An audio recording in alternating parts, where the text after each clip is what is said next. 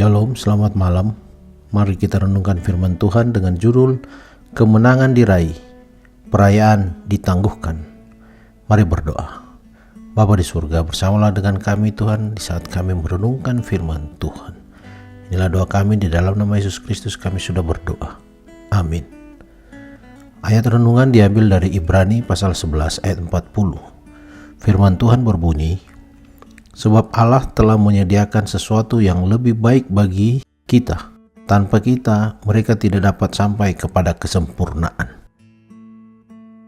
Orang banyak sudah berdesak-desakan pada perintah itu, lama sebelum fajar menyingsing. Tempat ini sangat baik, dan tidak seorang pun dapat melarang mereka pada saat yang gembira itu. Pada sore hari itu, Charles, Pangeran Wales, dan calon istrinya Diana akan lewat dari tempat mereka itu waktu pergi ke dan kembali dari Katedral Santa Paulus. Sebagai tanda kasih dan sayang yang tidak ada tandingannya, ialah adanya kurang lebih 1 juta orang yang memenuhi jalan hanya untuk menyaksikan calon itu. Karena penghalang, sekalipun mereka suka menyalam dan berbicara kepada mereka hanya dapat berteriak dan melambaikan tangan.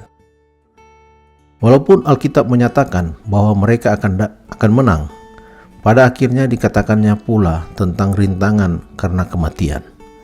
Hanya oleh iman saja kita dapat merasakan jamahan tangan sang raja atau mendengar suaranya. Orang-orang Ibrani membayangkan orang-orang beriman masa lalu berdesak-desakan ke arah perintah tersebut, sambil menantikan kebangkitan pada saat mana semua akan datang ke hadapan Allah dan anak yang kekasih itu. Orang banyak bernyanyi, berbalas-balasan di depan gerbang istana Buckingham, sambil mengharapkan akan melihat sepasang pengantin kerajaan itu. Betapa gembiranya apabila akhirnya mereka menampakkan diri. Kegembiraan seperti itu harus bertahun-tahun lagi ditunggu oleh penduduk Inggris. Yesus menceritakan seorang petani yang mencari pekerjaan lewat suatu perumpamaan. 3 jam ia pergi ke pasar, lalu menggaji lebih banyak buruh. Sesudah petang, masing-masing mereka menerima upah yang sama. Orang-orang yang mendengar perumpamaan itu heran. Di manakah keadilan? Jika petani itu mengibaratkan Allah, tidaklah diperhatikannya lamanya mereka bekerja? Dalam rencana Allah, perayaan itu, upah tersebut harus ditunggu sampai akhirnya. Ia tidak memasukkan umat tebusan itu. Setiap menit melewati pintu gerbang kemuliaan itu.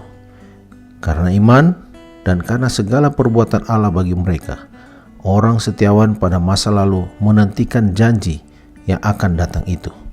Sebagai satu umat, kita akan keluar dari pintu kebangkitan untuk mengikuti arak-arakan orang-orang yang menang sepanjang zaman.